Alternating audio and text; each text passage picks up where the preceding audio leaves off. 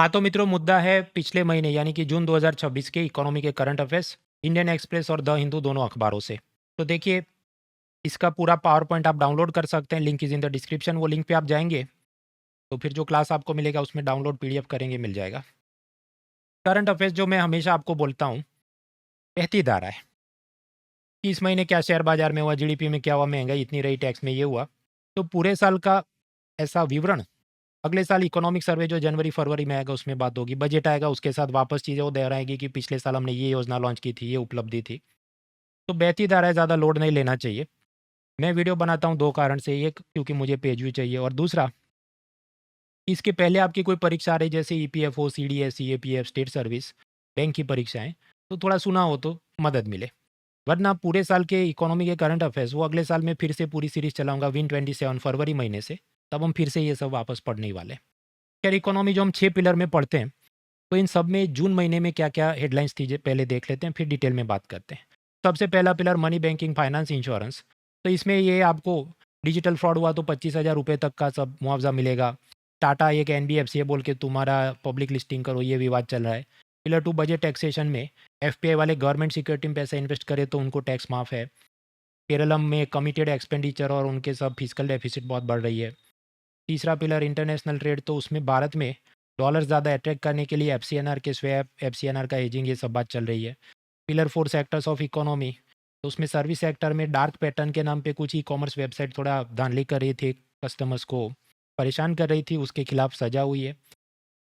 4E मतलब inflation, तो उसमें ये प्राइस स्टेबल करने के लिए एविएशन टरबाइन फ्यूल का एक स्टेबलाइजेशन फंड बनाया सरकार ने। पिलर 5 इंफ्रास्ट्रक्चर, तो उसमें एनर्जी इंफ्रास्ट्रक्चर के नाम पे एलपीजी सिलेंडर पे कोटा कम किया गया। 5G का, एयरटेल का स्लाइसिंग का पूरा विवाद, E22 नाम के फ्यूल पर कम टैक्स लगाएंगे, वो सब चाहिए। जोजिला टनल बना दिया। सोलर में तालाब के ऊपर सोलर पैनल फ्लिट करेंगे, ऐसा फ्लोटिंग सोलर का कंसेप्ट चल रहा है। And lastly pillar 6 human resource development, उसमें वही सब एजुकेशन के नाम पे सीबीएसई, नीट विवाद, on screen marking, 3 language formula postpone की बातें वगैरह वगैरह। तो सारी चीज़ें हम डिटेल में पढ़ेंगे, टाइम स्टैम्प के हिसाब से देख लेना। सबसे पहले हम शुरुआत करते हैं पिलर 1A, मतलब ये मनी बैंकिंग, फाइनेंस, इंश्योरेंस। आप जानते हैं मेरा इकोनॉमी का कोर्स अगले हफ्ते से शुरू हो रहा है, तो उसमें प्रतिभावान बच्चे, उन्हें पूरी फीस न देनी पड़े, उनको स्कॉलरशिप मिले, उसके वास्ते इस रविवार को एक स्कॉलरशिप टेस्ट हो रहा है, 12 जुलाई रविवार को, सुबह 11 बजे, शाम 5 बजे। उसमें करीब 50 सवाल होंगे जिसमें 20 जितने तो इकोनॉमी के ही होंगे। तो आप अपना मेरिट और नंबर जो लाते हैं उस हिसाब से मेरे इकोनॉमी कोर्स पर आपको स्कॉलरशिप, टैबलेट मिले, अमेज़न गिफ्ट वाउचर मिले, ये सब है। तो अवश्य ये टेस्ट दीजिएगा। ये वाला लिंक है unacademy.com/scholarship/UCSE, या ये क्यूआर कोड भी आप स्कैन कर सकते हैं। और वो जो बैच शुरू हो रहा है पीसीबी 16, मतलब कोरोना के बाद 16वीं बार मैं पढ़ाऊँगा, और दिसंबर क्रिसमस से पहले अपना पूरा सिलेबस प्रीलिम्स और मेंस दोनों का कंप्लीट हो जाए, ऐसा टारगेट है। और केवल 17,999 में ना सिर्फ ये कोर्स, बल्कि हिस्ट्री, ज्योग्राफी, पॉलिटी, इकोनॉमी सब कुछ आपको मिल रहा है फॉर प्रीलिम्स एंड मेंस, और ये ज़्यादातर बड़े सब्जेक्ट दिसंबर तक खत्म हो जाए, ऐसे टारगेट वाला ये आखिरी बैच है। अवश्य फ़ायदा उठाइए, discount code is monal.org। Toppers भी इसमें फ़ायदा उठा चुके हैं पिछले साल। All India rank 1 doctor Anuj Agnihotri, आपने भी पढ़ाई की है। सर मैंने जब इंटर्नशिप के टाइम ही ऑनलाइन कोर्स अनअकैडमी का लिया था। इकोनॉमिक्स के फंडामेंटल्स मृणाल सर बहुत स्ट्रॉन्ग कराते हैं, तो सर ऐसे हेल्प होती है सर। बाकी डिटेल्स डिस्क्रिप्शन में है, चलिए पढ़ाई शुरू करते हैं। तो पहला पिलर ये मनी बैंकिंग, फाइनेंस, इंश्योरेंस, और उसमें भी शुरुआत करते हैं मनी से। तो आरबीआई को खुजली मची। देखो, मेक्सिको में तो प्लास्टिक करेंसी होती है, उसको छापने का खर्च कम है, उसका सॉइल रेट कम है, मतलब वो फटता कम है, रिप्लेस कम करना पड़ता है। तो हम भी ये करेंगे, लेकिन अभी तक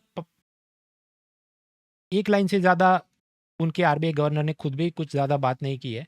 कुछ लोग अनावश्यक रूप से ज़्यादा उछल-कूद करके लंबी-लंबी एक्सप्लेन सीरीज़ बना रहे हैं। भाई, उसको कुछ पायलट प्रोजेक्ट करने दो, 2-4 बार उसका पीआईबी में, सरकार में स्टेटमेंट आने दो, फिर समझेंगे। आगे, आरबीआई ने कहा, देखिए आपके साथ कोई डिजिटल फ्रॉड होता है 50,000 रुपए तक का, तो या तो आपको उसकी रकम की 85% या 25,000, इन दोनों में से जो कम रकम है उतना मुआवज़ा मिलेगा। वो अभी से नहीं, 2027 जनवरी से। भले आपने उस स्कैमस्टर के साथ ओटीपी शेयर किया था, फिर भी मिलेगा। लेकिन शर्त ये है कि 5 दिन के भीतर आपने 1930, ये साइबर क्राइम वाली जो भी हेल्पलाइन है, वहाँ पर आपको कंप्लेन रजिस्टर करनी है। और एक यूज़र को आजीवन एक बार ऐसा रिफंड मिल सकता है। प्रश्न ये, जो 85% कॉम्पेंसेशन ये कौन देगा? तो आपके साथ डोमेस्टिक फ्रॉड होता है कि आप भी भारत में और स्कैमस्टर भी भारत में, तो आरबीआई 65%, आपका बैंक, विक्टिम का बैंक 10% और सामने जो बैंक में वो जो बदमाश ने आपका पैसा ले लिया वो रिसीविंग बैंक वो 10% करके ये रिफंड आएगा।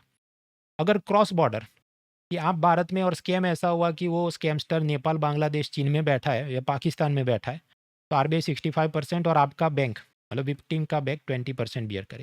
क्योंकि रिसीवर अब समझो वो पाकिस्तान का बैंक में पैसा गया तो उनको कहाँ हम पकड़ के लाएंगे। तो that is digital scam refund.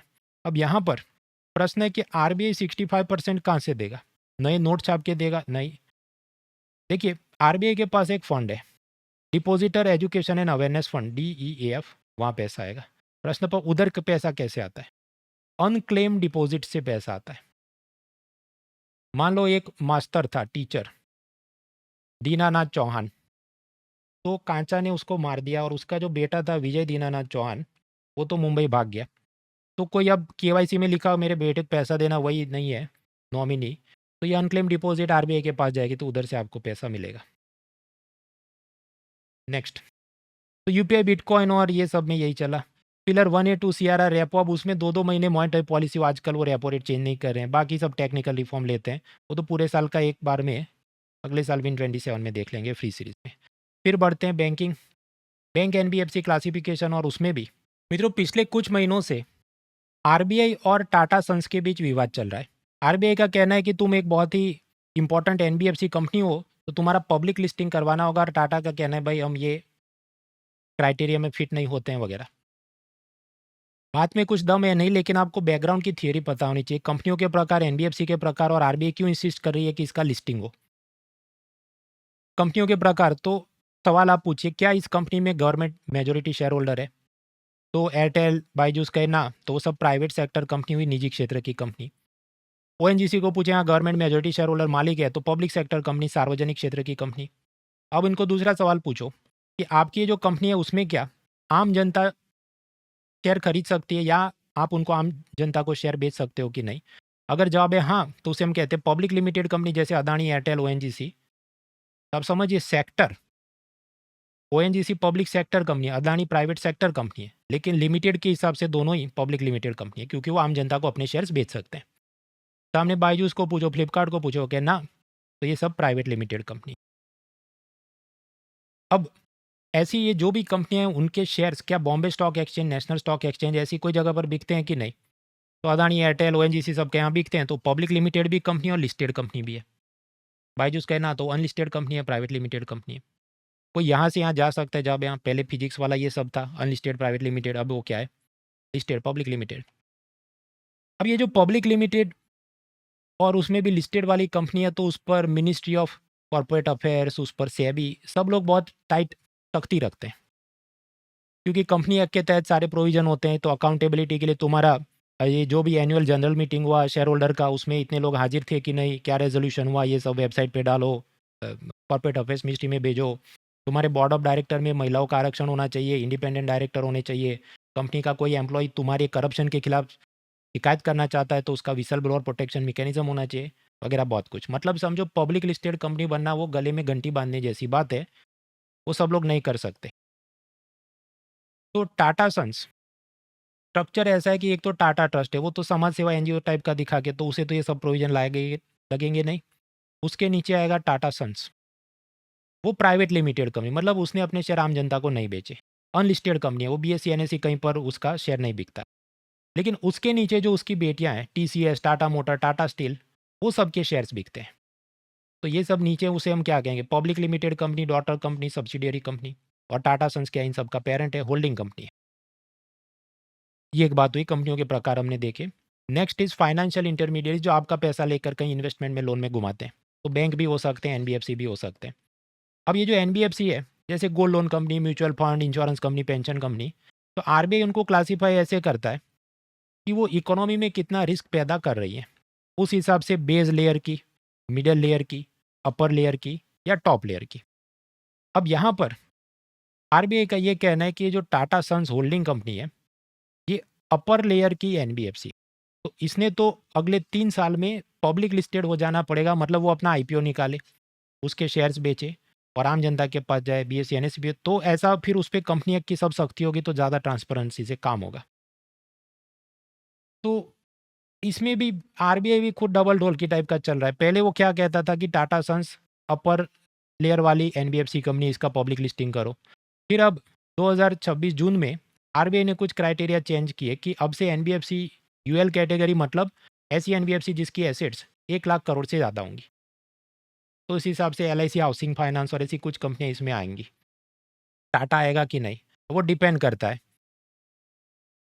कि आप टाटा का मतलब सिर्फ टाटा की एसेट गिनोगे, टाटा सन्स की, या नीचे टीसीएस और इन सब की इन नीचे वालों की गिनोगे तो अपने आप आराम से 1 लाख के ऊपर चला जाएगा, 1 लाख करोड़ के ऊपर।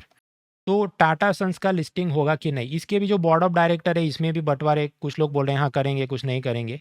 My own prediction is this कि चाहे आरबीआई कुछ बोल दे, अल्टीमेटली ये लोग जाएंगे कोर्ट में, और कोर्ट में ये भी चीज़ पहले कंपनी लॉ ट्रिब्यूनल में चलेगी, फिर सुप्रीम कोर्ट जाएगी। तो इसका कुछ तुरंत तो मुझे रेजोल्यूशन दिखता नहीं।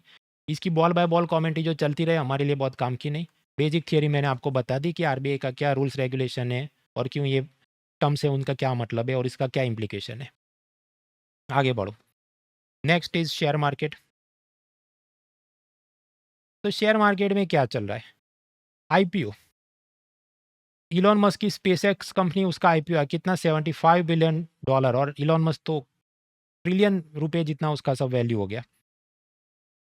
जियो कंपनी अपना आईपीओ लाने वाली है करीब $4 बिलियन का। इसके पहले बहुत बड़ा आईपीओ भारत में आया था एलआईसी को, जो करीब $2.75 बिलियन का था। तो मतलब अब सोचो, हम ये $2-4 बिलियन आए तो भी बहुत खुश हो जा रहे हैं कि भाई अपना कितना बड़ा आईपीओ, और स्पेस एक्स तो 75, इतनी बड़ी आगे हमको जाने की ज़रूरत है, तो रिसर्च डेवलपमेंट में फोकस किया जाए वगैरह वगैरह। अच्छा, ये जो जियो कंपनी है इसका मालिक कौन?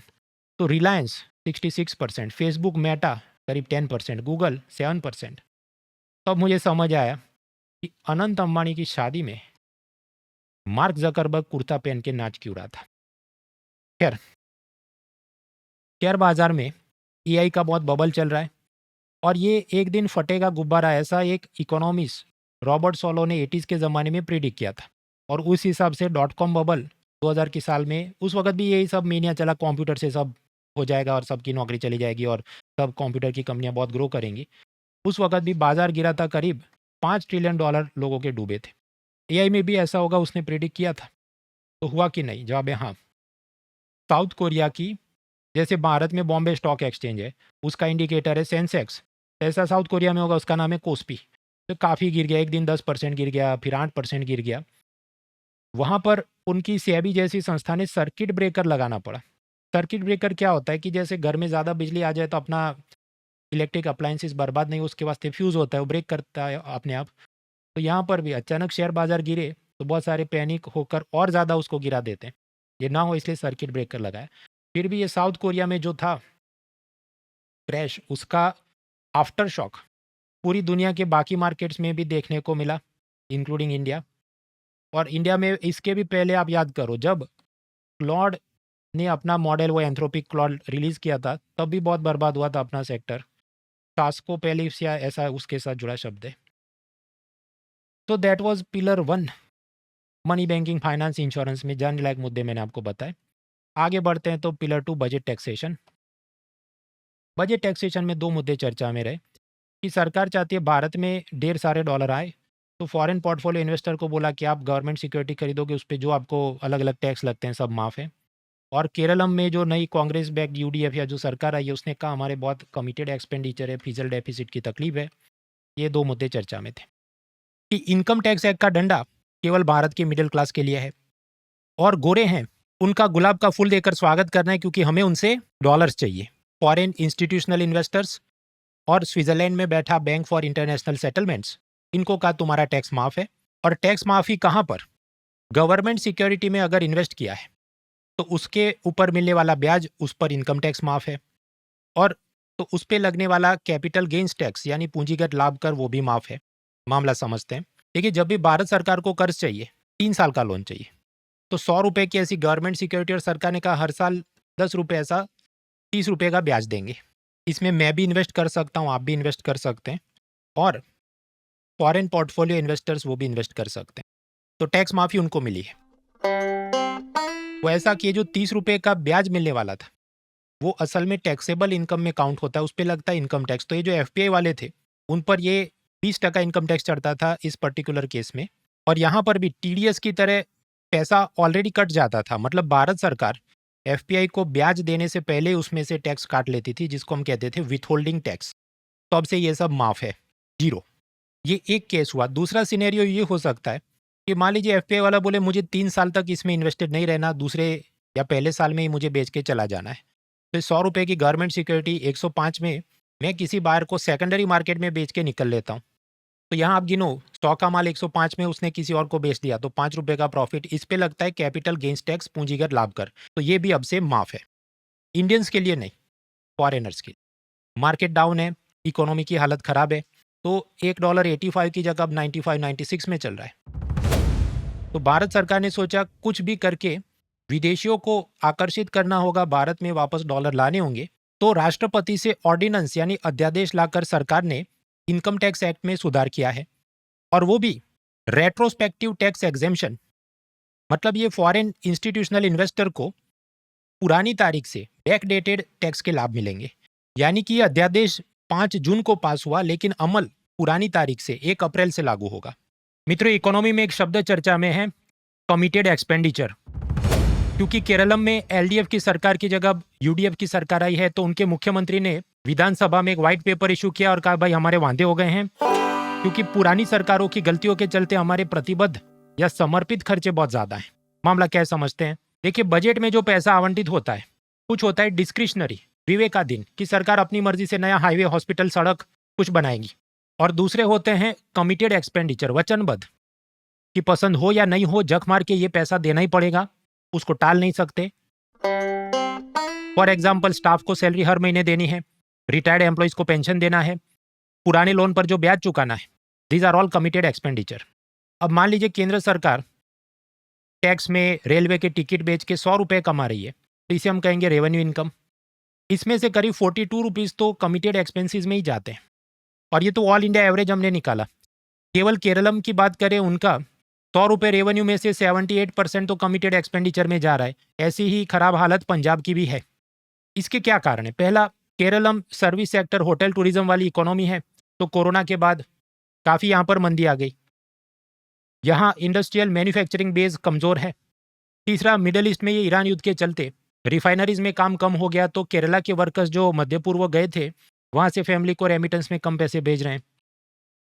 उस हिसाब से उनकी फैमिली कम खर्चा कर पा रही है, तो राज्य को जो एसजीएसटी की आमदनी होती है वो कम होने लगी। और इन सब से भी ऊपर एक बड़ी समस्या है सरकार में ओवर स्टाफिंग। समझते हैं, केरलम में पहले जो एलडीएफ सरकार थी, उन्होंने एक रिवाज बना दिया था कि हर मिनिस्टर 12-15 लोगों को अपना पर्सनल असिस्टेंट पीए बनाएगा, जो यूजुअली उनकी रूलिंग पार्टी के पॉलिटिकल वर्कर्स होंगे, और वो सिर्फ 2-5 साल की नौकरी करेंगे और उनको पूरी जीवन सरकार पेंशन देगी। और रोटेशन में ऐसा कर करके हजारों लोगों को जॉब दिए गए हैं, तो उनका पेंशन का खर्चा बहुत ज़्यादा है। इसके अलावा केरला में टोटल फर्टिलिटी रेट कम हो रहा है, मतलब नए बच्चे कम पैदा हो रहे हैं। तो एज पिरामिड ऐसा है, तो अगर यंग स्टूडेंट्स कम है तो उस हिसाब से प्राइमरी टीचर्स की भर्ती भी कम होनी चाहिए, लेकिन वो उन्होंने स्टेबलाइज नहीं किया है। अब कुछ लोग कहें नहीं नहीं, केरला में ये डॉक्टर, नर्स, टीचर्स, उनकी संख्या ज़्यादा, इसलिए उनका ह्यूमन डेवलपमेंट इंडेक्स बहुत बेहतर है। भाई बराबर है, लेकिन सरकार को चलाने के लिए पैसा भी तो चाहिए। 2024 में एक स्थिति ऐसी आई कि केरला में करीब 50 लाख सरकारी कर्मियों की सैलरी टाइम पर गई नहीं, क्योंकि सरकार के पास पैसे कम पड़ गए। अब आप सोचिए, अगर सरकारी कर्मी को टाइम पर सैलरी नहीं मिली, तो फिर उसका करप्शन करने का मोटिवेशन बढ़ जाता है, तो it will create new set of problems.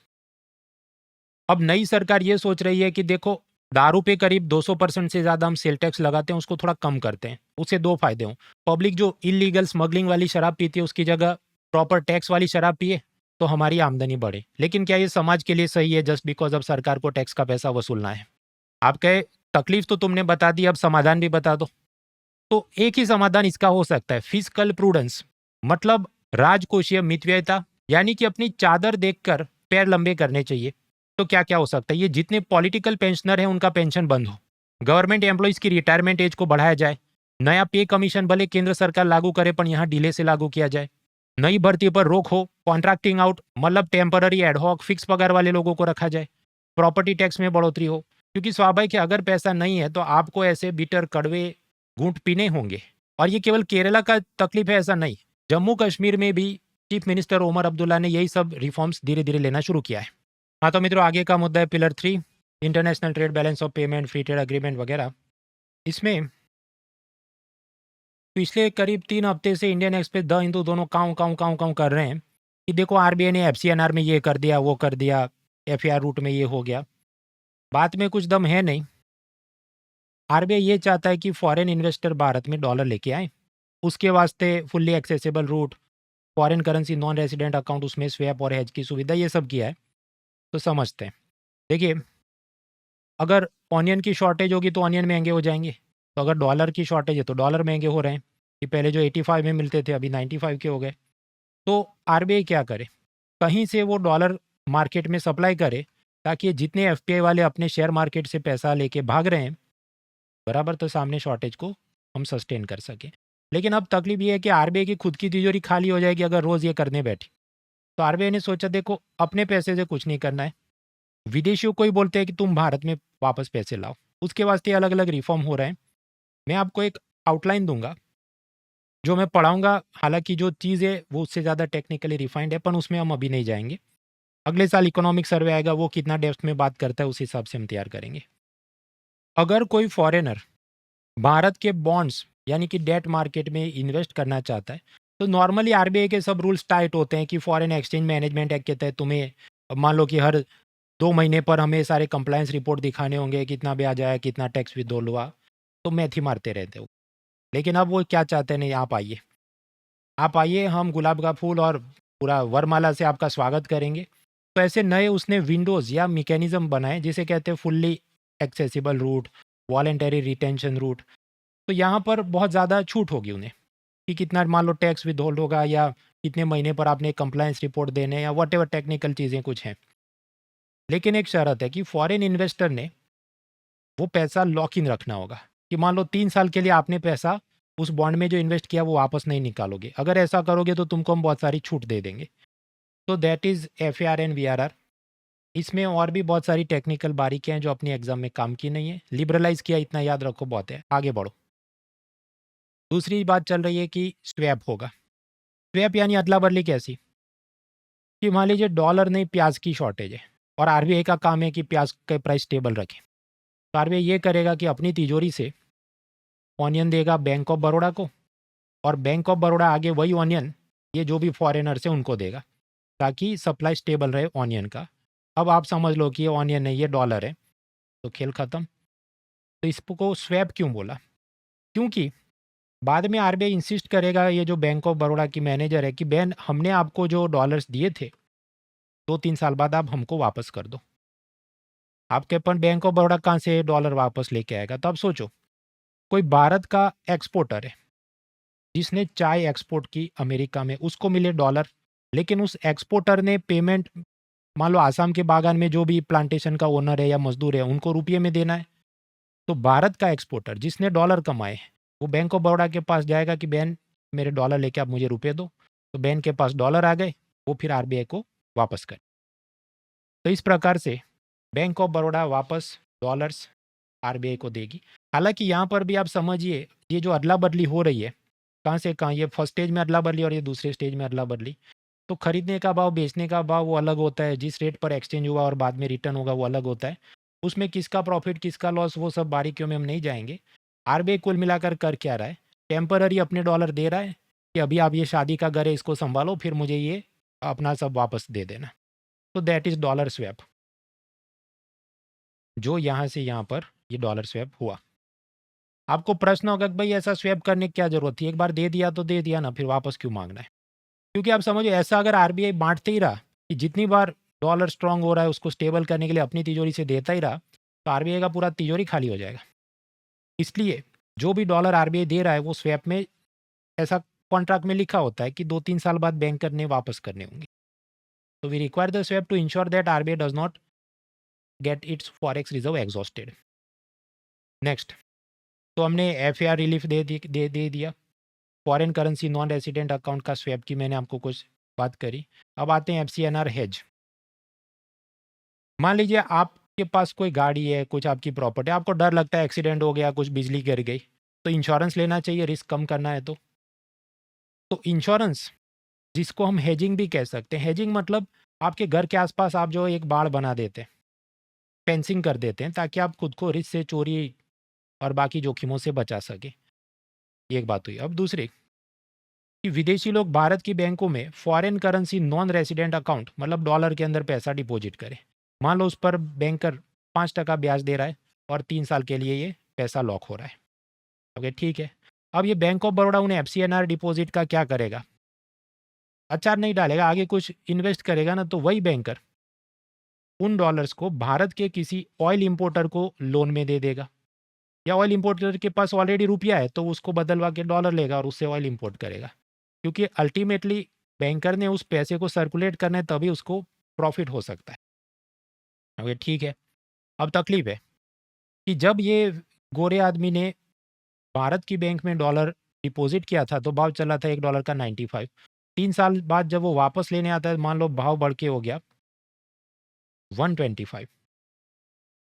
तो बैंकर को तकलीफ है कि एक तो 5% ब्याज भी देना था, और अब मुझे कहीं से अपने रुपये हैं उसको डॉलर में कन्वर्ट करके इसको दूंगी, तो ये और मुझे सर पे चढ़ गया। तो यहाँ पर करेंसी एक्सचेंज रेट बदल जाने पर भारत के बैंकर का नुकसान हो सकता है। तो नुकसान से बचने के लिए आप क्या करेंगे? इंश्योरेंस, और यहाँ टेक्निकली ज़्यादा करेक्ट वर्ड क्या होगा? हेजिंग, कि करेंसी हेज करनी पड़ेगी। तो वो मान लो जाए LIC के पास, हालांकि LIC ऐसा करता नहीं है, पर इंश्योरेंस को आप विजुलाइज कर सके इसलिए मैंने LIC का लोगो रखा है कि सर प्लीज़ मेरा ये पूरा धंधा है, उसको आप इंश्योरेंस दे दो कि करेंसी एक्सचेंज मेरे हक में ना रहे तो आप मेरे लॉस की भरपाई करोगे। LIC कहे ठीक है, पर बैन मैं धर्मशाला लेके नहीं बैठा, आप मुझे ये जितनी डिपॉजिट था उसका 2% दे दो प्रीमियम के रूप में, तो मैं आपको प्रोटेक्ट करूँगा। अब सोचिए बैंकर का इक्वेशन ये करेंसी हेज के बाद गड़बड़ हो जाएगा, क्योंकि उसने सोचा था कि मैं इस गोरे को 5% ब्याज दूंगी सेविंग्स पर, और आगे मैं लोन में घुमाऊंगी 15% जो भी। लेकिन अब ये LIC बोला है कि 2% तो मुझे देना पड़ेगा, आपने कॉस्ट ऑफ हेजिंग है। तो यानी यहाँ पर अब बैंकर अपनी जेब से कुछ भी नहीं भरेगा, वो गोरे को कहेगा कि देखो इसके चलते मैं तुम्हें सिर्फ 3% ही ब्याज दे सकती हूँ, क्योंकि ये जो पूरा बिजनेस है उसमें हेजिंग का मेरा भी कॉस्ट ऑफ ऑपरेशन है। तब गोरा ये कहेगा कि भाई 3% ब्याज के लिए मैं क्यों अमेरिका से पैसा लेके इधर आऊँ? I will not deposit my dollars for such low interest rate. तो यानी वो डॉलर भारत में आएंगे ही नहीं। तो क्या करें? तो RBI ने कहा देखो ये जो LIC मांग रहा है जो भी 2% हेजिंग या प्रीमियम का कॉस्ट, तो RBI ने कहा ये चीज़ को मैं सब्सिडाइज करूंगा, जिसे हम कहें फॉरेक्स हेजिंग का खर्चा RBI उठाने की बात कर रहा है, ताकि बैंक ऑफ बड़ौदा उस गोरे को 5% ब्याज दे पाए। मैं बता रहा हूँ ये उससे ज़्यादा टेक्निकली कॉम्प्लेक्स चीज़ है, लेकिन मैंने आपको जो बताया इतना बारीक कोई पूछने वाला है नहीं। जब हम PYQ देखते हैं आपको एक बेसिक अंडरस्टैंडिंग मिल गई कि RBI कैसे भारत में डॉलर आकर्षित कर सकता है, और उसके वास्ते FCNR के swap, hedge, fully accessible route, ये सब काम हो सकते हैं। अब अगले साल जो इकोनॉमिक सर्वे आएगा उसमें ये सब बातें कितनी डिटेल में बताई गई हैं, उस हिसाब से हम इसको और डिटेल में भी पढ़ेंगे। या फिर उसने भी सुपरफिशियली बोला कि इसके चलते बहुत फ़ायदा हुआ और 20-22 बिलियन डॉलर आ गए, तो वो अगर वो डेप्थ में नहीं गया तो हम भी बहुत ज़्यादा डेप्थ में नहीं जाएंगे। अभी के लिए इतना जानना काफ़ी है। मित्रों, मोदी जी की इच्छा है कि गुजरात के अंदर एक दुबई जैसा सिटी बना देते हैं जिसका नाम होगा गिफ्ट सिटी। तो वहाँ कंपनियाँ कोई लगाए तो उसको सारे टैक्स माफ़ है वगैरह। अब तकलीफ ये है कि गुजरात में दारूबंदी है, तो कोई विदेशी कंपनी आए और उसका भी मान लो कि कोई CEO लेवल का आदमी गुजरात में रहने आए, ये मुश्किल है, क्योंकि उसको रोज़ रात को पीने की आदत हो, बिना पिए उसको जितना स्ट्रेस रहता है काम का, नींद नहीं आती हो। तो दो तकलीफ है, एक तो बड़ी कंपनियां आ नहीं रही है, और जो कंपनियां आती है वो अपना बैक ऑफिस बनाती है कि वहाँ ये जो क्लर्क टाइप की डेटा एंट्री उसी टाइप की छोटे छोटे काम करने वाले यूनिट सेटअप हो, ना कि ये HSBC बैंक या सिटी बैंक अपना हेडक्वार्टर शिफ्ट करके गुजरात में आ जाए। तो सरकार को ये तो पता चला कि दारूबंदी के चलते मज़ा नहीं है, तो इन्होंने छूट दे दी कि अगर आप गिफ्ट सिटी में नौकरी करते हैं, आपकी कंपनी है, तो आप पी भी सकते हैं, पिला भी सकते हैं। कि मान लो आपके यहाँ कोई मिलने आता है, ऐसे 5 गेस्ट को एंटरटेन करने का आप दारू का पास बना सकते हैं और उधर दारू पिला सकते हैं। फिर इन्होंने बोला नहीं नहीं, 25 गेस्ट आए उसको भी आप पिला सकते हैं। फिर भी तकलीफ हुई कि आप जानते हैं दारू पे GST नहीं, वैट लगता है, वैट और एक्साइज जो स्टेट गवर्नमेंट का है। तो इसके चलते वो दारू बहुत महंगा था, तब इन्होंने वो टैक्स भी कम कर दिया कि इस बहाने वो दारू और सस्ता हो जाए ताकि तुम और पी सको, पिला सको। तो ये सब चल रहा है, ये प्रीलिम के लिए काम का नहीं, ये मेंस और एथिक्स में सोचने का मुद्दा है। एक तरफ आप कहते हैं directive principle of state policy है, उसमें ये सब दारूबंदी होनी चाहिए। दूसरा आप कहते हैं कि गुजरात गांधी जी की भूमि है, इसलिए दारूबंदी है। तो गिफ्ट सिटी गुजरात में है, तो वो गुजरात की भूमि नहीं है। और दूसरा, गांधी जी क्या सिर्फ गुजरात के हैं, पूरे भारत के नहीं है।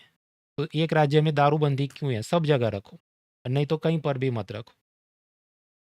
मतलब सारी जो बातें हैं वो तब तक है जब तक आपको पैसा नहीं चाहिए। जैसा आपको पैसा और इन्वेस्टमेंट चाहिए तो हाँ ठीक है, we will exam this thing that thing.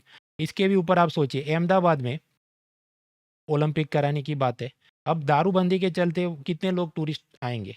तो क्या ऐसा करेंगे कि टेम्पररी अहमदाबाद को भी आप एग्जाम कर देंगे कि दारू पियो पिलाओ छूट है? जबकि अहमदाबाद में ही साबरमती आश्रम जो गांधी जी की कर्मभूमि थी। तो ये सब एथिक्स के लिए, निबंध के लिए सोचने के मुद्दे हैं।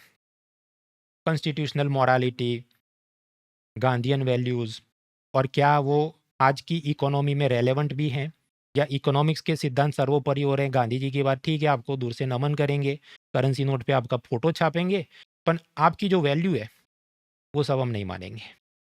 आगे बढ़ते हैं। ट्रंप, उसकी एंटी इमिग्रेंट पॉलिसी कि ये सब भारत के, चीन के लोग मेरे गोरे वोटर्स की जॉब्स खा रहे हैं। तो उसने ये कहा कि H-1B वीज़ा, जिसमें अमेरिका की इंटेल, IBM वगैरह कंपनी भारत के, चीन के प्रतिभावान लोगों को नौकरी पे रखती थी, उसका टेम्पररी वीज़ा बनता था। उसकी पहले फ़ी रहती थी $2-5 हज़ार। ट्रंप ने बढ़ा के कर दी $1,00,000 ताकि कोई आए नहीं और वो सारी नौकरी उसके गोरे वोटर्स को जाए। लेकिन अमेरिका की कोर्ट में ये केस गया तो कोर्ट ने कहा देखो ये जो तुमने फ़ी लगाई उसका पूरा वर्डिंग टैक्स जैसा है, और बिना संसद यानी कि कांग्रेस की अनुमति के अमेरिकन प्रेसिडेंट ऐसा टैक्स लगा नहीं सकता। तो उसने ये सब कैंसिल करा दिया। हालांकि ट्रंप मानता नहीं, वो कुछ और कि मैं इसको दूसरी तरह से अमल करूंगा। ये भी प्रीलिम से ज़्यादा मेंस में सोचने का मुद्दा है कि चेक्स एंड बैलेंसेस में एग्जीक्यूटिव, जुडिशरी एंड लेजिस्लेचर। अब यही जुडिशरी अमेरिका की, उसने ये भी कहा कि ट्रंप ने अलग अलग देशों पर जो रेसिप्रोकल टैरिफ लगाया वो इलीगल है। ट्रंप वो भी कौन सा ख़त्म कर दिया। अब ये वाली चीज़ उसमें भी अलग अलग दिशा में जा रहा है। तो प्रेसिडेंट बात भी नहीं मान रहा है, इतनी तो ब्रोकन डाउन उनकी ये कॉन्स्टिट्यूशनल मशीनरी है। तो मेंस पेपर 2 में कंपेयरिंग कॉन्स्टिट्यूशन सोचने का मुद्दा है कि ये लोग ऐसा बोलते हैं जो भी हम ओल्डेस्ट डेमोक्रेसी है या वगैरह, तो क्या ये बेहतर है कि भारत की सिस्टम बेहतर है? फिर और भी आप सोचने बैठो, ब्रिटेन के अंदर उनका प्राइम मिनिस्टर चौथी पांचवी बार चेंज हो गया पिछले 3 सालों में, तो वो पॉलिटी कितनी स्टेबल है?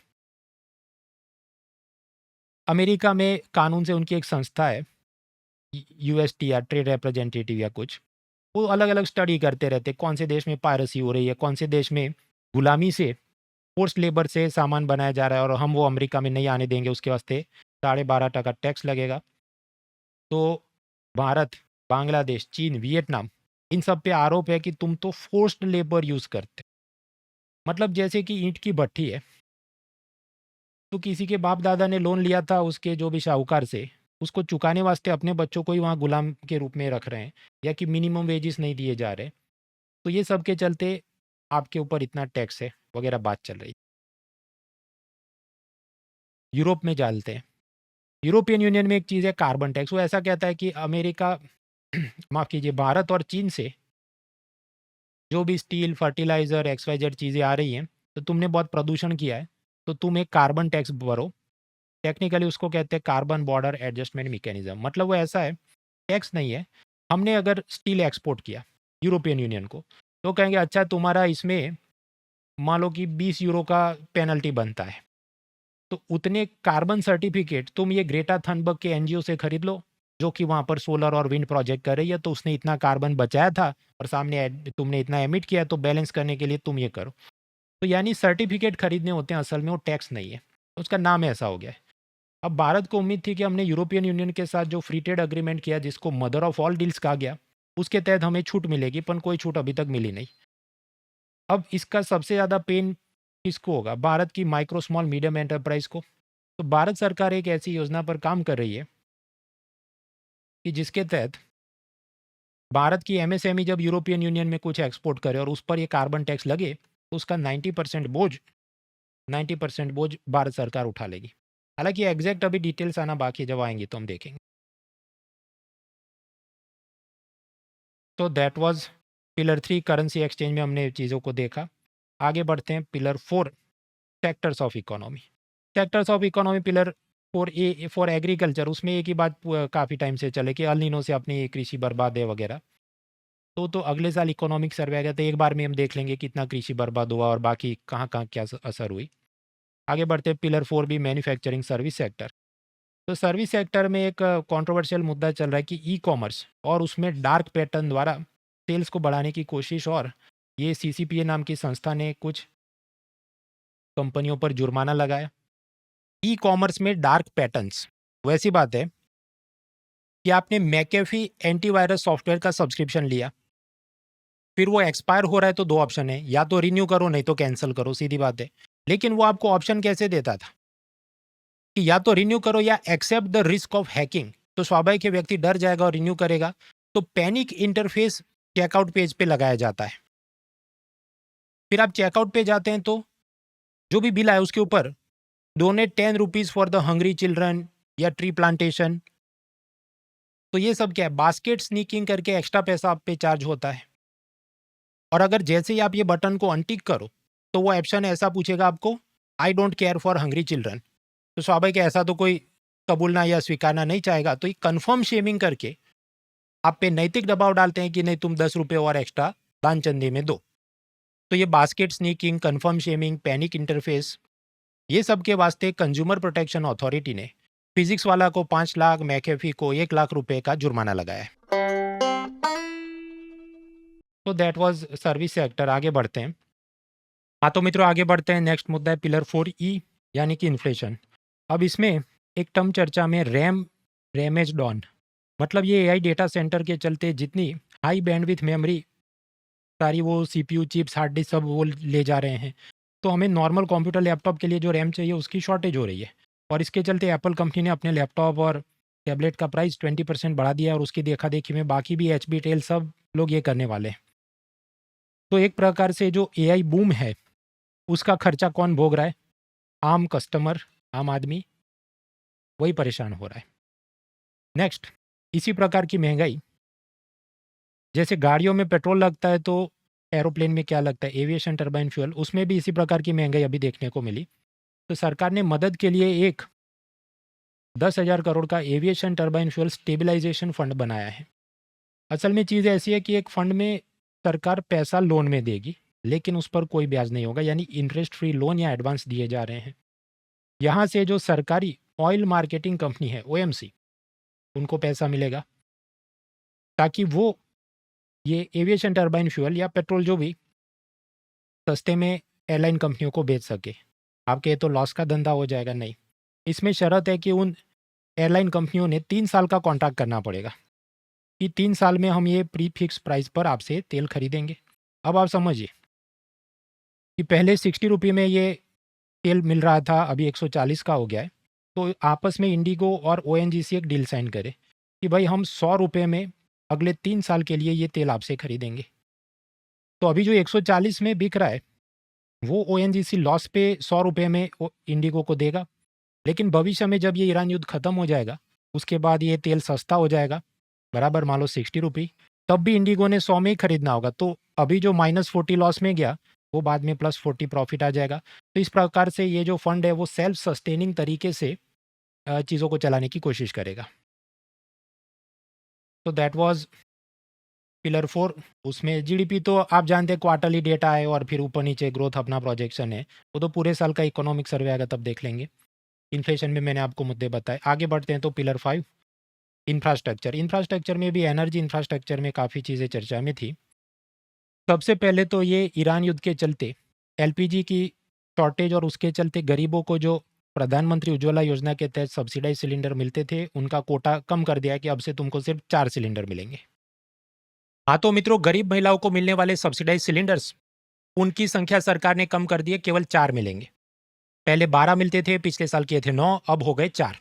असल में ये सारा काम देखते हैं ministry of petroleum and natural gas, और एलपीजी की ये 2 योजनाएं चलाती हैं। पहली मध्यम वर्ग के लिए पहल सब्सिडी, और दूसरी बीपीएल महिलाओं के लिए उज्ज्वला स्कीम।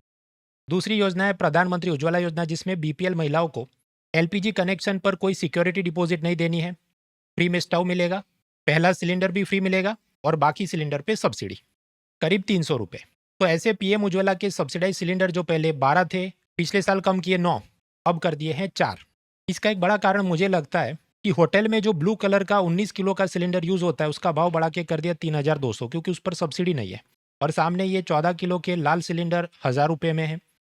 तो बहुत सारे होटल मालिक उनके मजदूरों को, आस पड़ोस के लोगों को कहेंगे अपने सिलेंडर हमको दे दो, और सामने 100-200 रुपये एक्स्ट्रा आपको कमीशन देंगे। तो ये लीकेज रोकना इसका बड़ा एक कारण मुझे लगता है। हालांकि आधिकारिक रूप से सरकार ने ये कहा, देखो ये सब गरीब लोग साल में सिर्फ 4 सिलेंडर खरीदते हैं, इसलिए हमने कोटा कम कर दिया है। पर खुल के नहीं बोला कि क्योंकि ज़्यादा सिलेंडर खरीदने के लिए उनके पास पैसे नहीं होते, इसलिए सिर्फ 4 खरीदते हैं। 2023 में द हिंदू ने आरटीआई दायर की तो पता चला कि प्रधानमंत्री उज्ज्वला योजना में हर 4 में से 1 लाभार्थी सिलेंडर कभी खरीदता ही नहीं, क्योंकि उसके पास पैसे नहीं। खैर, प्रीलिम के कुछ आयाम देखिए, मेंस में जाते हैं कि अब ये सब गरीब लोग चूल्हा जलाने के लिए लकड़ी कलेक्ट करेंगे, और वो जिम्मेदारी घर की बेटी पर आएगी, तो उसकी शिक्षा प्रभावित होगी, एजुकेशन विल बी अफेक्टेड। और जितने पेड़ काटे गए तो डिफॉरेस्टेशन, ग्लोबल वार्मिंग, ये सब समस्याएं भी बढ़ सकती है। तो इसकी गिनती कौन करेगा? मुझे यहाँ पर आईएएस अधिकारियों की कम्युनिकेशन स्किल पे भी आश्चर्य हुआ कि वो ऐसा गिनवा रहे, देखो तुम सब गरीबों को तो हम 1000-1000 रुपये सब्सिडी दे रहे हैं, वैसे कि देखो असल में ये सिलेंडर 1600 रुपये का होना चाहिए, लेकिन हम सरकारी ऑयल कंपनियों को कहते हैं कि सिर्फ 900 में बेचो, यानी यहाँ पर आपका 700 रुपये का फायदा, ऊपर से 300 रुपये की सब्सिडी दे रहे हैं, तो वो 700, ये 300, 1000 रुपये का लाभ हम दे रहे हैं। और यहाँ पर भी नहीं रुके, फिर ऑफिसर्स ने गिनवाया, देखो सिलेंडर जो पहले 913 रुपये का था, अब भाव बढ़ा के हो गया 942, यानी सिर्फ 29 रुपीज़ बढ़ा है। तो अगर महीने के 30 दिनों के साथ डिवाइड करो तो प्रतिदिन सिर्फ 1 रुपया ही तो ज़्यादा देना है। और आपके घर में अगर 5 लोग हैं तो फिर 1/5 यानी सिर्फ 20 पैसे ही आपको ज़्यादा देने। ये सब मैथमेटिक्स के तर्क दिए जा रहे हैं, मैं नहीं बोल रहा हूँ। पेट्रोलियम मिनिस्ट्री के एडिशनल सेक्रेटरी प्रवीण मल कनुजा साहब ये सब गिनती करवा रहे हैं, मैं तो बस प्रेस स्टेटमेंट पढ़ रहा था।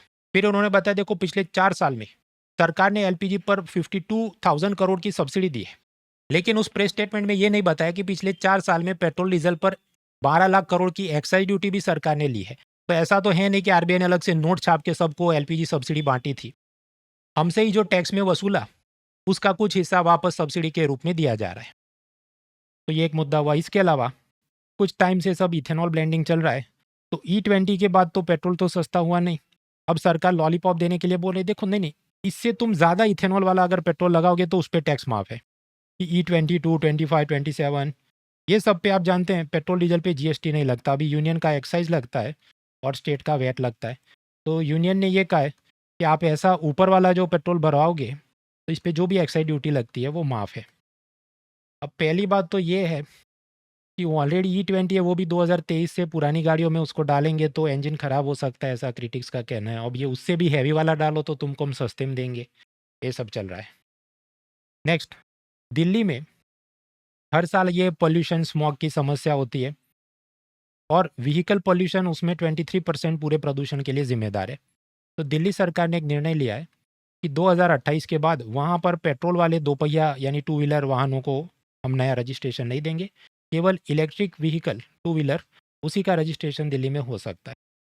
हालांकि क्रिटिक्स इसमें चिंता में है कि क्या हमारे पास इतने चार्जिंग पॉइंट हैं, और दूसरा इतने चार्जिंग पॉइंट कर भी दिए तो एक साथ सब लोग अपनी गाड़ी चार्ज करेंगे तो पूरा वोल्टेज फ्लक्चुएशन और बिजली डूल हो जाए तो कौन जिम्मेदार होगा। तीसरा कि अगर ये जो बिजली बन रही है वो कोयले से बन रही है तो प्रदूषण तो फिर भी हो रहा है, आप सिर्फ ये कह रहे हैं कि डीजल वाला प्रदूषण नहीं हो रहा है। But these are the problems. Delhi में पहले भी आप जानते हो व्हीकल्स के रैपिंग करेंगे और ये वो चलते रहता है। आगे बढ़ते हैं।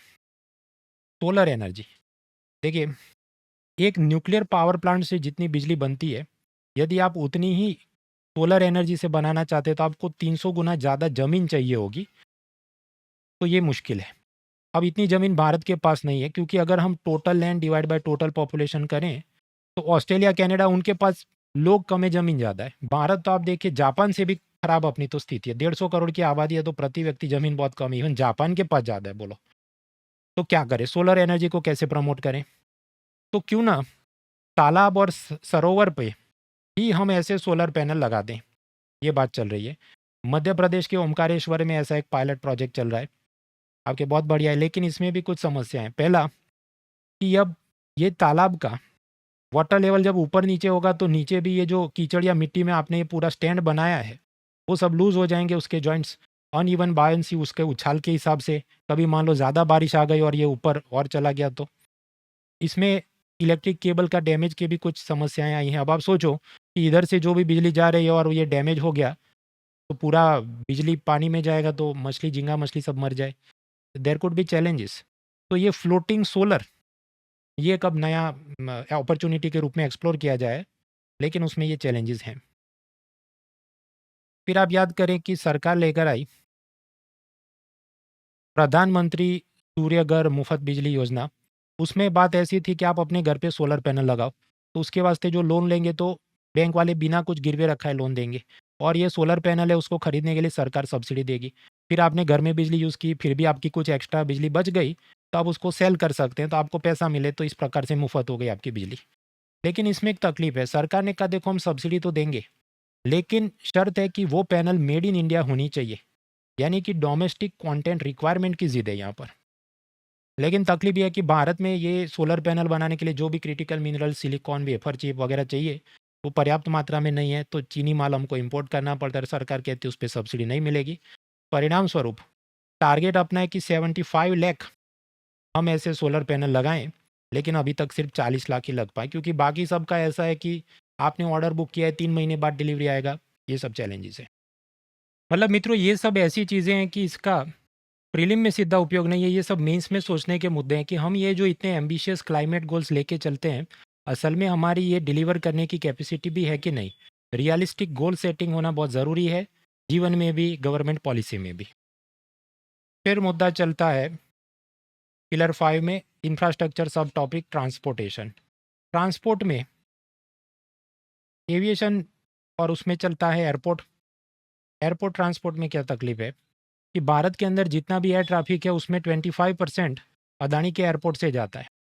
तो अब सरकार को ये लग रहा है कि यहाँ किसी एक कंपनी का ऐसा मोनोपोली नहीं होना चाहिए, वरना क्या होगा आप याद करो। इंडिगो, बाकी सब एयरलाइन धीरे धीरे ख़त्म होने लगी तो ज़्यादातर रूट पर इंडिगो का प्लेन चलता है। फिर बीच में आप याद करो कि कैसे सरकार ने बोला कि उसके पायलट्स को थोड़ा और रेस्ट मिलना चाहिए, ज़्यादा पायलट्स की भर्ती करो, तो इंडिगो ने फ़्लाइट कैंसिल कर दी। पब्लिक त्राहिमाम हो गई तो सरकार को झुकना पड़ा, उसको सब लिबरल करना पड़ा। तो आगे चल के मान लो सरकार ये नियम बनाए कि एयरपोर्ट पे आपको 50 रुपये नहीं 20 रुपये में पानी की बोतल मिलनी चाहिए, और अदानी कहे मेरे को नहीं परवड़ता, मैं एयरपोर्ट बंद करता हूँ, तो वापस हाहाकार हो जाएगा। इसलिए किसी एक के हाथ में इतना सारा कॉन्सेंट्रेशन ऑफ वेल्थ या इकोनॉमिक रिसोर्सेज नहीं होना चाहिए। ये सोचकर अब सरकार सोच रही है कि बाकी भी हमें आने वाले कुछ महीनों में कुछ 11 नए एयरपोर्ट्स को भी ऐसे प्राइवेटाइज करना है, प्राइवेट कंपनी को दे देना है। तो इसमें कुछ कैप या कोटा सिस्टम लगाते हैं कि मान लो एक कंपनी को 3 से ज़्यादा एयरपोर्ट चलाने को नहीं मिलेंगे, या जितने टोटल एयरपोर्ट है उसका 1/3 से ज़्यादा किसी के पास नहीं हो सकता वगैरह। ये भी प्रीलिम से ज़्यादा मेंस, और मेंस के अंदर पब्लिक प्राइवेट पार्टनरशिप के इश्यूज, चैलेंजेस, इस पे सोचने का मुद्दा है। फिर कोरोना में आप याद करो कि बाहर से कोई आ रहा है तो उसका टेम्परेचर चेक किया जाता था एयरपोर्ट पे, और तो वापस इबोला जो अफ्रीका में एक बड़ी पेंडेमिक बन चुका है, महामारी बन चुका है, तो सरकार ने एयर सुविधा 2.0 ऐप लॉन्च किया है। इसमें विदेशों से आने वाले नागरिकों ने सेल्फ डिक्लेयर करना होगा कि हम यहाँ यहाँ घूम के आए हैं, हमें ये वाले सिम्टम्स हैं या नहीं। तो that is air Suvidha portal या ऐप, उसका 2.0 version ministry of civil aviation ने बनाया है। नेक्स्ट, ट्रांसपोर्ट इंफ्रास्ट्रक्चर में जोजिला टनल, वो हिमालय में कश्मीर और लद्दाख को जोड़ेगी। 13 किलोमीटर की इसकी लंबाई है, और ये ऑस्ट्रेलियन मेथड से बनाई गई है। ये दुनिया की highest long altitude bidirectional tunnel है। ये इस टाइप का जनरल नॉलेज आप खास कर पाएंगे सीडीएस परीक्षा, उत्तर प्रदेश लोक सेवा आयोग, सीएपीएफ, स्टेट सर्विस, इसमें पूछते हैं तो सब रट के जाना है। नेक्स्ट इज पिलर 5, उसमें कम्युनिकेशन इंफ्रास्ट्रक्चर। तो कम्युनिकेशन में सरकार की एक योजना है भारत नेट, कि जिसमें ग्राम पंचायत तक इंटरनेट, और वो भी फाइबर कनेक्टिविटी वाला इंटरनेट पहुंच जाए, ऐसा टारगेट है। लेकिन पता चला कि सरकार ने सोचा था 18 लाख ऐसे कनेक्शन बना देंगे, मुश्किल से 8 लाख, और उसमें भी बहुत सारे चल नहीं रहे हैं। तो यहाँ पर भी सोलर पैनल वाली चीज़ है कि आपने तार तो बिछा दिया, अपन उसके बाद का जो लास्ट माइल इंफ्रास्ट्रक्चर है कि क्या उन ग्राम पंचायतों में कंप्यूटर हैं, क्या वहाँ पर जो सरकारी स्कूल है उसमें उसका कनेक्शन गया है, ये सब चीज़ें अमल नहीं हो पा रही हैं। तो अगेन रियलिस्टिक गोल सेटिंग और नीचे ग्राउंड लेवल पर बेनिफिशियरी को गया कि नहीं। अब उसमें सीधी बात है, जो कलेक्टर है, आईएएस है, उसको जाना चाहिए हर गांव में, खुद चेक करना चाहिए, फिर रिपोर्ट भेजना चाहिए। तो ये सब इनिशिएटिव होंगे तभी इसको अमल में लाया जा सकता। फिर अभी कुछ दिनों पहले मैंने एक जो शॉर्ट बनाया था एयरटेल का वीआईपी दर्शन और नेट न्यूट्रलिटी। मित्रों, मंदिरों में आप देखते हैं नॉर्मल दर्शन और वीआईपी दर्शन। तो एयरटेल ने कहा कि देखो, जो इंटरनेट की स्पीड है, नॉर्मल 5G स्पीड, और तुमको ढंग की स्पीड चाहिए तो अलग से प्रायोरिटी पोस्टपेड प्लान ले लो। मामला समझते हैं। ये जो 5G नेटवर्क होते हैं उसमें आप स्लाइसिंग कर सकते हैं, मतलब एक ही नेटवर्क को टुकड़ों में बांट सकते हैं कि जैसे drone, driverless car, tele robotic surgery, उनको फास्ट इंटरनेट जाए और आम यूजर जिसको वेब सीरीज देखनी है उसको नॉर्मल स्पीड से जाए। इसे कहते हैं नेटवर्क स्लाइसिंग। आप ऐसे भी विजुलाइज कर सकते हैं कि एक हार्ड डिस्क में आप CDE पार्टीशन करते हैं तो एफिशिएंसी बढ़ती है, ऐसा ही कुछ यहाँ पर है। हालांकि कुछ लोग एयरटेल की इस ऑफर के विरोध में हैं कि इससे नेट न्यूट्रलिटी के सिद्धांत का वायलेशन होगा, उल्लंघन होगा। समझते हैं। जियो एक इंटरनेट सर्विस प्रोवाइडर है, तो मुकेश अंबानी ने जितनी भी वेबसाइट है वो जियो के यूजर्स के लिए एक समान स्पीड से खोलनी चाहिए। कोई भेदभाव नहीं करना चाहिए कि रविश कुमार मेरे खिलाफ रिपोर्ट चलाते हैं तो उनका यूट्यूब धीमे से खोलूंगा, नहीं। या ऐसा नहीं कि जियो हॉटस्टार मेरा ऐप है तो उसमें आपको बहुत अच्छी क्वालिटी का स्पीड मिलेगा, लेकिन नेटफ्लिक्स के ऐप से नेट एक्सेस किया तो स्पीड कम हो जाएगी, नहीं। अगर ऐसा हुआ तो हम कहेंगे net neutrality principle is violated. तो यहाँ एयरटेल जो बोल रहा है कि आपको प्रायोरिटी पोस्टपेड में ज़्यादा अच्छा 5G मिलेगा, ये नेट न्यूट्रलिटी के सिद्धांतों को वायलेट कर रहा है। हालांकि एयरटेल ने अपने डिफेंस में ये कहा कि देखिए, यहाँ पर एक वेबसाइट तेज़ी से खुलेगी, दूसरी स्लो खुलेगी, ऐसा तो है नहीं। आपने जो हैवी प्लान लिया तो सभी वेबसाइट आपकी तो तेज़ी से खुलेगी, तो नेट न्यूट्रलिटी का कोई इधर मैटर बनता ही नहीं है। ये तो ऐसी बात है कि आप फिल्म देखने सिनेमा में जाते हैं तो एक ही थिएटर में नॉर्मल सीट भी होती है और पीछे बालकनी में रिक्लाइनर की अच्छी ज़्यादा कंफर्टेबल सीट्स भी होती है। तो ये तो अनएथिकल नहीं है, ये इलीगल नहीं है। आप ज़्यादा पैसा दो, आपको ज़्यादा कंफर्ट, ज़्यादा स्पीड मिलती है। इवन हॉस्पिटल में भी सस्ते बेड भी होते हैं, एग्जीक्यूटिव वीआईपी बेड भी होते हैं।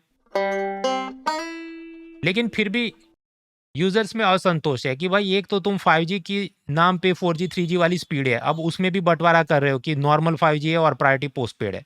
माइक्रो इकोनॉमिक्स की हम बात करें तो कुछ होते हैं प्राइवेट गुड्स कि जो आप पैसा देकर खरीदते हैं, तो उसमें भेदभाव लाजमी है कि मर्सिडीज का C मॉडल, S मॉडल, अलग अलग मॉडल, क्लास, फीचर अलग हो सकते हैं क्योंकि आप पैसा दे रहे हैं। जबकि कोई सड़क है, स्ट्रीट लाइट है, इंटरनेट, ये तो पब्लिक गुड्स हैं, तो सबको एक समान एक्सेस मिलनी चाहिए। लेकिन ये आदर्शवादी बातें, क्योंकि असल में तो इंटरनेट आप पैसा देकर खरीद रहे हैं तो वो एक प्राइवेट गुड है, तो उसमें ये जिद नहीं हो सकती कि स्ट्रीट लाइट सबको एक समान रूप से मिलनी चाहिए, भेदभाव नहीं होना चाहिए। वीडियो पॉज करके क्वेश्चन ट्राई करिए। 4 3 2 1। हाँ, तो इसका जवाब है बी। ये दूसरा क्वेश्चन ट्राई करिए। 4 3 2 1। इसका जवाब है डी। तो ये हमने पिलर 5 इंफ्रास्ट्रक्चर देखा। Now last is pillar 6 human resource development. Human resource development के नाम पे नेशनल फूड सिक्योरिटी एक्ट है कि भारत की 80 करोड़ जनता को 5 किलो अनाज फ्री में मिलेगा। अब इसके पीछे जो प्रशासनिक एडमिनिस्ट्रेटिव फ्रेमवर्क है कि ये सब अनाज राज्यों को पहुंचाना है, उसका ट्रांसपोर्ट का खर्चा राज्य के भीतर भी एक ज़िले से दूसरे ज़िले तक पहुंचाना है, तो इसकी एक स्कीम होगी। और ये पूरी चीज़ को ई गवर्नेंस के माध्यम से मॉनिटर करना, उसका स्मार्ट PDF टेक्नोलॉजी वो भी चीज़ है। तो इन दोनों को मर्ज करके एक नया पूरा एडमिनिस्ट्रेटिव टेक्नोलॉजिकल मॉड्यूल बनाया गया है जिसका नाम है सार्थक TDS स्कीम। तो ये क्या करेगा, ये पूरा एडमिनिस्ट्रेटिव फ्रेमवर्क ठीक से चलाएगा। आप एक क्लिनिक चलाते हैं तो हर मरीज का रिकॉर्ड बनाना है, बिल बनाना है। अब उसके लिए HMIS ऐसे सॉफ्टवेयर होते हैं, हेल्थ मैनेजमेंट इंफॉर्मेशन सिस्टम। अब TCS, इन्फोसिस वगैरह ने बनाए होंगे, पर मान लो वो ऐसा होगा कि तुम्हें पूरे साल का 5,000 रुपये सब्सक्रिप्शन भी लगेगा वगैरह।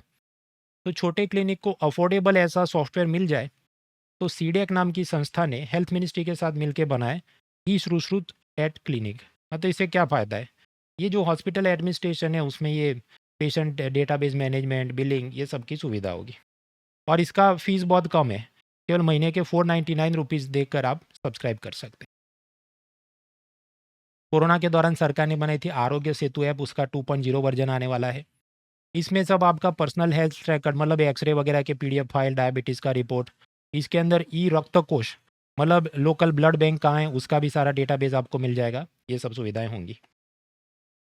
फिर नेशनल फैमिली हेल्थ सर्वे, तो 5वां वर्जन शायद 2019 में हुआ होगा, अभी नया वर्जन आया है 2023-24 का। तो द हिंदू इंडियन एक्सप्रेस के पास जब लिखने को कुछ नहीं होता वो क्या करते हैं, इसके बारे में इसमें ये बड़ा वो कम हुआ वो चलते हैं। हम इसमें टाइम वेस्ट नहीं करेंगे क्योंकि अगले साल आएगा इकोनॉमिक्स सर, उसमें एक चैप्टर ही होता है ये सब ह्यूमन डेवलपमेंट के बारे में, उसमें पूरा डेटा टेबल समरी दिया होता है। इन्फेंट मोर्टालिटी बढ़ा है कम हुआ है, टोटल फर्टिलिटी रेट का क्या हुआ, एनीमिया का क्या हुआ, तो उस वक्त देख लेंगे। नेक्स्ट इज पिलर 6 में एजुकेशन। एजुकेशन के नाम पे नीट एग्ज़ाम एक बार तो हुई, फिर लीक हो गई, तो दोबारा हो रही है। तो सरकार ने टेलीग्राम को बैन करा दिया कि इसके माध्यम से ही सारे पेपर लीक होते हैं, और उसमें आईटी एक्ट का सेक्शन 69A इन्वोक किया। टेलीग्राम कोर्ट में गया कि हमारे पर ही क्यों, तो व्हाट्सएप से भी पेपर लीक हो सकता है, लेकिन हाई कोर्ट ने सरकार के पक्ष में इसका जजमेंट दिया। सीबीएसई वो भी विवादों में, वो लेकर आए 3 language formula. National education policy के तहत 3 लैंग्वेज फार्मूला क्या है कि आप 2 इंडिया की भाषा, मान लो हिंदी गुजराती, और तीसरी भी इंडिया की भी भाषा ले सकते, विदेश की भी ले सकते, इंग्लिश फ्रेंच जर्मन जो भी। अब इसमें पता ये चला कि बहुत सारे बच्चे, उनको दिक्कत आ रही है जो अभी क्लास 10 में हैं, जो पहले से कुछ सोच के उन्होंने रखा होगा, तो कुछ कुछ स्टैंडर्ड में इस वाली बैच में नहीं, अगले साल से देखेंगे, ऐसा एग्जामेशन दिया है। तो यहाँ पर भी realistic goal setting pilot project के बगैर पूरे भारत में लगाने जा रहे हैं, उतने टीचर नहीं। अब जो मान लो कि पहले से इंग्लिश फ्रेंच जर्मन पिकअप करके बैठा है और अब आप कह रहे हैं नहीं उसमें एक भारतीय पकड़ो, तो कहाँ से होगा। ऐसी समस्या नागालैंड में हो रही है, क्योंकि नागालैंड की जो खुद की भाषा है, नागामीज भाषा, वो तो असम बंगाली हिंदी का मिक्स है, तो मतलब उसका तो लिपि या ग्रामर नहीं है। तो वहाँ के बच्चे क्या पढ़ते होंगे, हिंदी पढ़ते होंगे, इंग्लिश पढ़ते होंगे, और फिर क्योंकि इंग्लिश में क्या है, रोमन लिपि है, तो उसको देखते वो फ्रेंच या जर्मन पकड़ लेंगे कि वो भी हम समझ सकते हैं। अब वहाँ पर ऐसा तो है नहीं कि गुजराती मराठी का कोई टीचर मिल जाएगा तो वो वापस इंडिया की भाषा पकड़ ले, और अब आप जिद कर रहे हैं नेशनल एजुकेशन पॉलिसी में कि नहीं तुम्हें 2 भारत की भाषा पकड़नी होगी, तो इतना रिसोर्सेज कहाँ, इतने टीचर मटेरियल कहाँ है जो कंप्लाई कर सके। तो नागालैंड ने भी इसका विरोध किया है, और मेरे हिसाब से जस्टिफाइड विरोध है। सरकार को ये ज़बरदस्ती थोपना नहीं चाहिए, मतलब 3 लैंग्वेज है बराबर आप, पर ऐसी जिद मत करो कि उसमें भारत की भाषा, विदेश की भाषा। वो उसकी मर्जी है, उसको चाइनीज़ सीखना है, जर्मन सीखना है, जापानीज़ सीखना है, सीखने दो। उस बहाने वही लोग आगे जाएंगे, तो कुछ कंप्यूटर एआई सॉफ्टवेयर, कुछ ये प्रोडक्ट डिज़ाइन, हम अपनी चीज़ें जापान में क्यों नहीं एक्सपोर्ट कर पाते? क्योंकि जापान की पब्लिक कस्टमर जिद्दी होते हैं कि हमें उसका प्रोडक्ट का मैनुअल, पैकेज सब हमें जापानीज़ भाषा में चाहिए। तो अपने पास ऐसे एक्सपर्ट होंगे तभी हम ऐसे अच्छे प्रोडक्ट डिज़ाइन कर पाएंगे कि उनको मजा आए। तो क्या गलत है, विदेशी भाषा है, सीखने दो सबको। सीबीएसई एक और विवाद में रही, ऑन स्क्रीन मार्किंग सिस्टम। अब उसमें वो पेपर सही से अपलोड नहीं हुए थे, वो तो एक बात। उसके अलावा भी द हिंदू ने एक अ, उसका रिसर्च दिखाया कि ऑन स्क्रीन फटीग, अगर कोई टीचर या प्रोफेसर पेपर चेक कराए, पेन पेपर वाला है तो दिन में वो 100 पेपर चेक करे, पर आप उसको कहे तुम्हें लैपटॉप पे चेक करने होगा क्या, पहले 10 वो ठीक चेक करे, फिर उसकी आंखें दिखेगी, दुखने लगेंगी, उसके चलते वो दिमाग भी थोड़ा प्रेशर में आ जाएगा, सर दर्द होने लगेगा। तो फिर 11, 12, 13 कॉपी वो कितना सिंसियरली पढ़ रहा है या हवा में ही मार्क्स दे रहा है। वो सर्वे उन्होंने, मतलब कोई विदेशी लोगों ने रिसर्च किया था, तो पायलट प्रोजेक्ट से पता चला कि ये पहली कॉपी और लास्ट कॉपी दोनों को ही एक समान एनर्जी या अटेंशन स्पान से प्रोफेसर चेक नहीं कर पाते। तो बिना कोई पायलट किए इन्होंने सीधा थोप दिया है सब पे, दैट इज़ नॉट राइट। और उसमें भी ब्लैक लिस्टेड कंपनी को कॉन्ट्रैक्ट दिया, ठीक से पेपर स्कैन नहीं हुए, किसी का रोल नंबर किसी के मार्क आ रहे हैं। तो ये सब चुनौतियाँ हैं। यहाँ पर भी रियलिस्टिक गोल सेटिंग, मतलब सरकार की जो जो नीतियाँ अब तक हमने देखी, हर जगह पर यही समस्या है। चाहे सोलर वाला देख लो, उसमें डोमेस्टिक कंटेंट रिक्वायरमेंट, इथेनॉल का पूरा ये प्रॉब्लम देख लो, 3 लैंग्वेज फार्मूला आपका कि कुछ स्टैंडर्ड को माफ़ है, से लेके बहुत कुछ। स्किल डेवलपमेंट के लिए योजनाएं,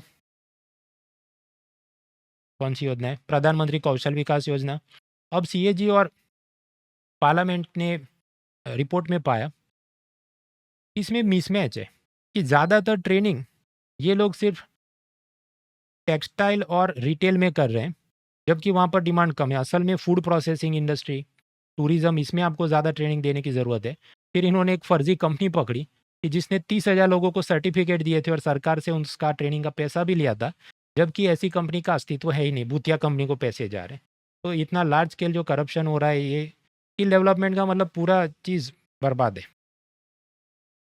अब क्योंकि पार्लियामेंट्री कमेटी ने सवाल पूछना शुरू किया आफ्टर द सीएजी रिपोर्ट, तो यूनियन गवर्नमेंट क्या कहता है, नहीं नहीं हम तो कितना देखें भाई, ये तो स्टेट गवर्नमेंट की जिम्मेदारी है, वगैरह वगैरह। स्किल डेवलपमेंट नौकरियों की बात हुई है तो आप आईआईटी में पढ़ाई करते हैं, फिर होता है प्लेसमेंट। अब प्लेसमेंट इंटरव्यू में बच्चे का जो सीवी या बायोडेटा है वो कंपनी को शेयर किया जाएगा जो उसका इंटरव्यू लेगी। तो इन्होंने एक नया नियम बनाया है कि इसमें आपका जो भी गेट का, जेई का जितना भी स्कोर है वो सब हटा देंगे, ताकि किसी को पता ना चले कि आपको जनरल कोटे में एडमिशन हुआ था, रिजर्वेशन कोटे में एडमिशन हुआ था, ताकि बिना बायस हुए इंटरव्यू लिया जा सके। अब इसमें भी क्रिटिक्स विरोध कर रहे हैं कि भाई आप बायोडेटा में वो आदमी ने जो सरनेम लिखा है उससे पता चल जाए। और जो ज़्यादा शातिर इंटरव्यूअर होते हैं वो तो पेरिफेरल सवाल पूछ के भी जान ही लेते हैं कि कौन किस ज्ञाति का है।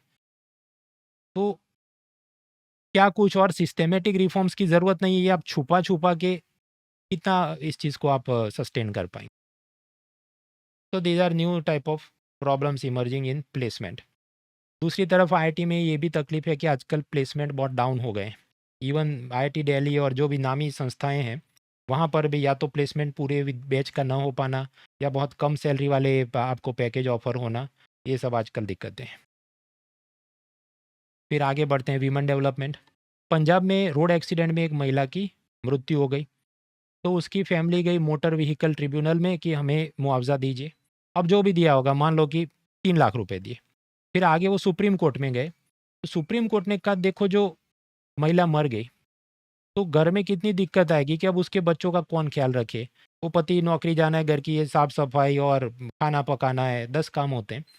तो जो होम मेकर है उसकी एक वैल्यू होती है कि उसके जाने से अब समझो उसकी जगह आपको एक बच्चों को संभालने के लिए आया रखनी पड़े, खाना पकाने के लिए एक रसोईया रखना पड़े, साफ सफाई के लिए तीसरा रखना पड़े। तो इस सबका कंबाइंड वैल्यू सुप्रीम कोर्ट ने कहा कि हर होम मेकर गृहिणी जो है उसकी वैल्यू 30,000 रुपये पर मंथ का वो वैल्यू एडिशन कर रही है राष्ट्र निर्माण में।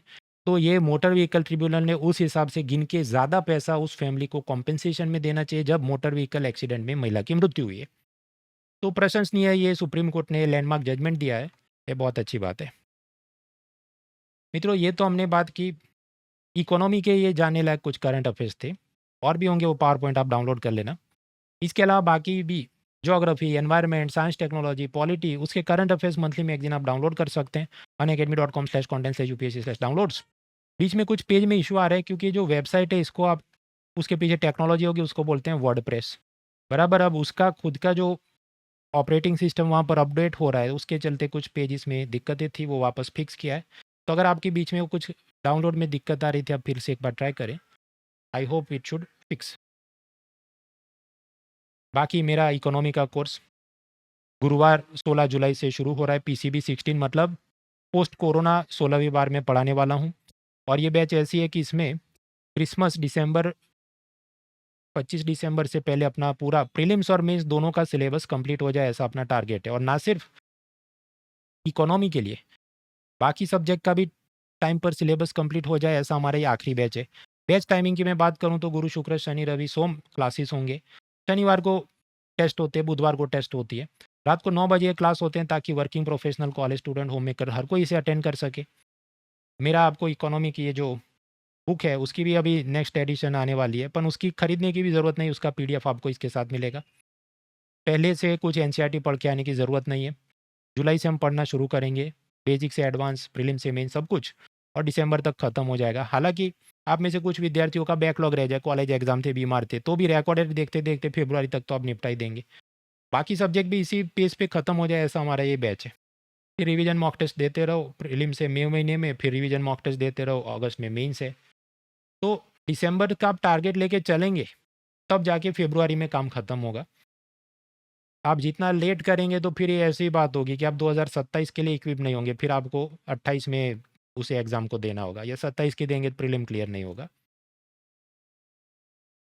पेपर टफ हो रहे हैं, ये बात सही है। पढ़ने वाली पब्लिक पढ़ रही है, सिलेक्ट होने वाली पब्लिक सिलेक्ट भी होनी है। तो आप उस रेस में आना चाहते हैं कि नहीं, उस हिसाब से आप तैयारी और सिंसियरिटी बनाए रखें। देखिए बैच का तो कैसा है, हम दुकान खोल के बैठे तो ये बैच है, फिर और भी बैच आते रहेंगे। अभी कुछ और ऑफ़र चल रहा होगा, फिर कुछ ऑफ़र चलेगा। अनअकैडमी है, बाकी भी इंस्टीट्यूट है। आपको जो भी करना है, सेल्फ स्टडी से भी करना है, कोचिंग से भी करना है, जो भी कर पर आप डिसीजन लीजिए, वरना आप फिर बहुत देर हो जाएगी। That is my advice. ये जो नया बैच है इसमें न्यू इनिशिएटिव क्या है, पिछले बैच से मतलब पीसीबी 15 से पीडीएफ नोट्स तो मिलते हैं, लेकिन उसके साथ क्लास में मैं लाइव नोट्स भी बनवाता हूँ विद्यार्थियों से, ताकि क्या खुद से थोड़ा लिखा हो तो मेंस आंसर राइटिंग की भी प्रैक्टिस होती रहे और उनको ज़्यादा याद रहे। तो करीब 50-60 पेज का खुद का भी आपका नोट्स इकोनॉमी का डेवलप होगा और पीडीएफ तो आपको पूरे उसके मिलने ही वाले हैं रैपिड रिवीजन के लिए। हर बुधवार को जो टेस्ट होती है उन सबको हम जमा करें तो 1600 से ज़्यादा एमसीक्यू की आपको प्रैक्टिस मिलने वाली है। वीकली डाउट रेजोल्यूशन मैं खुद से करता हूँ। ये सब का फ़ायदा उठाइए। और ना सिर्फ economy, history, geography, polity, economy, CSAT, science, technology, prelims mains सब कुछ कवर्ड है। अभी इसकी फ़ीस चल रही है 17,999 for 1 year using discount code monal.org। और टॉपर्स को भी फ़ायदा हुआ है, including all India rank 1 doctor Anuj Agnihotri. Sir मैंने जब इंटर्नशिप के टाइम ही ऑनलाइन कोर्स अनअकैडमी का लिया था और तभी जो डिफरेंट डिफरेंट एजुकेटर्स थे तभी मेरा फंडामेंटल्स स्ट्रांग होना चालू हुए। और मित्रों ये जो इकोनॉमी का कोर्स आने वाला है उसमें भी होनहार बच्चों को स्कॉलरशिप मिले, इसके वास्ते इस रविवार 12 जुलाई को सुबह 11 बजे शाम 5 बजे स्कॉलरशिप टेस्ट होने वाला है। इसमें ज़्यादातर इकोनॉमी के ही सवाल होंगे, तो आप इकोनॉमी के मेरे कोर्स पर scholarship, tablet, Amazon gift voucher ये सब जीत सकते हैं। ये वाला लिंक है unacademy.com/scholarship/UCSC। और नहीं तो फिर आप ये क्यूआर कोड को भी स्कैन करें। तो रविवार को 11 बजे और शाम 5 बजे अवश्य से ये टेस्ट दीजिए और आकर्षक इनाम जीतिए। बाकी डिटेल्स डिस्क्रिप्शन में है। अनलॉक कोड याद रहे monal.org। Let's crack it. Unacademy. Let's crack it.